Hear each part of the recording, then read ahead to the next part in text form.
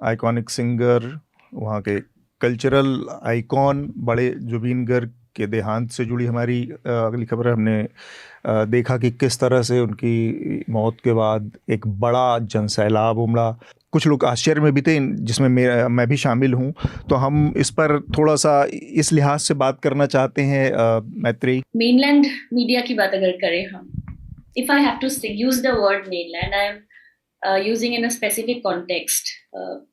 Specifically in this context, I am using कि अभी भी यहाँ की कई सारी बातें पहुंचती नहीं हैं। जी बिल्कुल। हाँ, तो मैंने इनफैक्ट सोशल मीडिया में भी जब मेनलैंड मीडिया को एड्रेस करके लिखा था कि Zubeen is not yours to mourn, तो मुझे बहुत सारी चीजें भी कही गई है कि ग्रीफ की कोई वो नहीं होती है, ज्योग्राफी नहीं होती है, and all of those things are fine, but it is sad that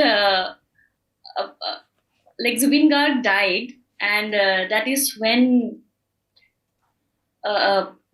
people from the other region of the country came to know how great an artist he was. तो मैं ये बात कहना चाहूंगी कि yes, Zubin Garg was an artist. He was a singer. Primarily, he was a singer, of course. And उन्होंने 40 languages में 40,000 गाने गाए हैं, recorded. Unrecorded, we don't know how much of his creations probably are there. And आप लोगों ने probably primary research already अभी कर ही लिया होगा, आप लोगों को पता लग ही गया होगा, काफी सारी चीजें are on the internet.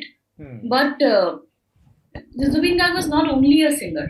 Ji. So आपका वो he's a lyricist, he is a composer, he's a music producer, he's a filmmaker, he's a scriptwriter, he's a director, film director.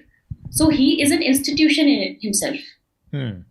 मेरे से was नहीं निकल रहा है, I'm still saying is, because the vibration and the frequency that he has left behind, it is still around. So we are not out of it yet. तो इसीलिए थोड़ा चुभता है जब नेशनल मीडिया में आता है कि यार ये सिंगर की डेथ हो गई है जी, तो थोड़ा चुभता है। I am saying this as an artist who comes from the regional industry.